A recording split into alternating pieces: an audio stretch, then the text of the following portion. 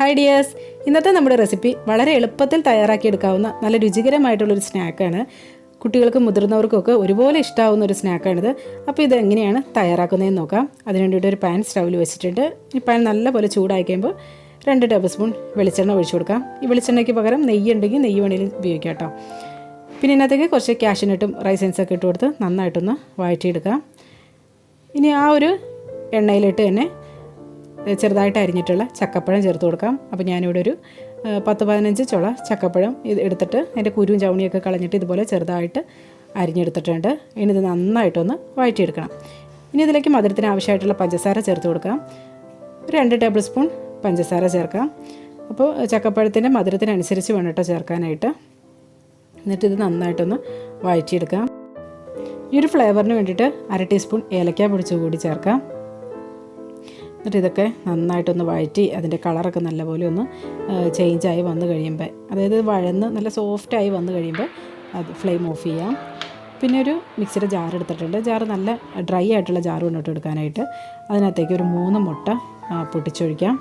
അപ്പോൾ മുട്ടയൊക്കെ ആണെങ്കിലും കഴിവതും റൂം ടെമ്പറേച്ചറിലുള്ളത് തന്നെ ഉപയോഗിക്കാം കേട്ടോ.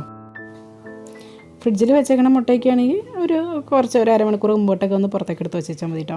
പിന്നെ ഇതിനകത്തേക്ക് മധുരത്തിന് വേണ്ടിയിട്ട് 2 ടേബിൾ സ്പൂൺ പഞ്ചസാര ചേർത്ത് കൊടുക്കാം. പിന്നെ ഒരു ടേസ്റ്റ് ഒന്ന് ബാലൻസ് ചെയ്യാനായിട്ട് 1 നുള്ളു ഉപ്പും ഒരു 1/4 ടീസ്പൂൺ ഏലക്കാപ്പൊടി കൂടി ചേർക്കാം. പിന്നെ ഇത് നന്നായിട്ടൊന്ന് അടിച്ചെടുക്കാം. അപ്പോൾ അതായത് നല്ലപോലെ അടിച്ചെടുത്തിട്ടുണ്ട്. അപ്പോൾ ഞാനിതൊരു ബൗളിലിട്ട് മാറ്റിയിട്ടുണ്ട്. ഇനി നമ്മൾ ആ വഴറ്റി വെച്ച ആ ചക്കപ്പഴം ഉണ്ടല്ലോ, അതും കൂടെ ഇതിനകത്തേക്ക് ചേർത്തിട്ട് നല്ലപോലെ ഒന്ന് മിക്സാക്കി എടുക്കാം. ഇനി ഒരു പാൻ സ്റ്റൗവിൽ വെച്ചിട്ടുണ്ട്. അപ്പോൾ ഇനി ഉണ്ടാക്കണത് നമ്മൾ ലോ ഫ്ലെയിമിൽ ഇട്ടിട്ടാണ് കേട്ടോ ഉണ്ടാക്കണത്. അപ്പോൾ ഒരു ചെറിയ പാൻ താഴത്ത് വെച്ചതിന് ശേഷം അതിന് മുകളിലായിട്ടാണ് നമ്മൾ ഏത് പാനിലാണ് കുക്ക് ചെയ്യണത് അത് വെച്ച് കൊടുക്കേണ്ടത് കേട്ടോ.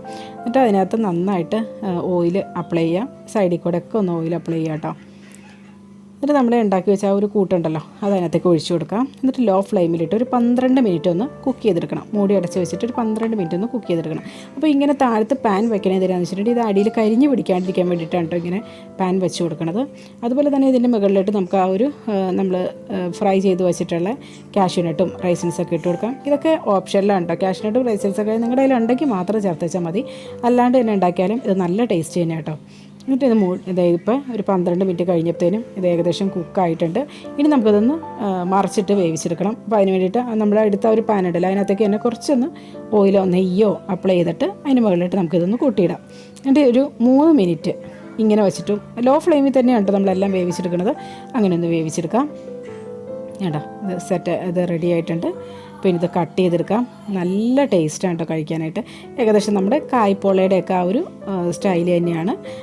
പക്ഷേ ടേസ്റ്റും കാര്യങ്ങളൊക്കെ ആണെങ്കിലും കുറച്ചുകൂടെ നല്ല ടേസ്റ്റായിട്ട് എനിക്ക് തോന്നുന്നു. അപ്പോൾ ഇതെല്ലാവരും ഒന്ന് ട്രൈ ചെയ്ത് നോക്കൂ കേട്ടോ. അപ്പോൾ ചക്കപ്പഴത്തിൻ്റെ സീസൺ നിങ്ങളുടെ വീട്ടിലൊന്നും കഴിഞ്ഞിട്ടില്ലെങ്കിൽ എന്താണെങ്കിലും ഒന്ന് ട്രൈ ചെയ്ത് നോക്കൂ. അല്ലെങ്കിൽ ഇനിയിപ്പോൾ അടുത്ത വർഷത്തേക്ക് നമുക്ക് നോക്കാം. അപ്പോൾ വീഡിയോ എല്ലാവർക്കും ഇഷ്ടമായെന്ന് വിചാരിക്കുന്നു. അപ്പോൾ വീഡിയോ ഇഷ്ടമായിട്ടുണ്ടെങ്കിൽ ലൈക്കും കമൻറ്റും ഷെയറും ചെയ്യാൻ മറക്കല്ലേ.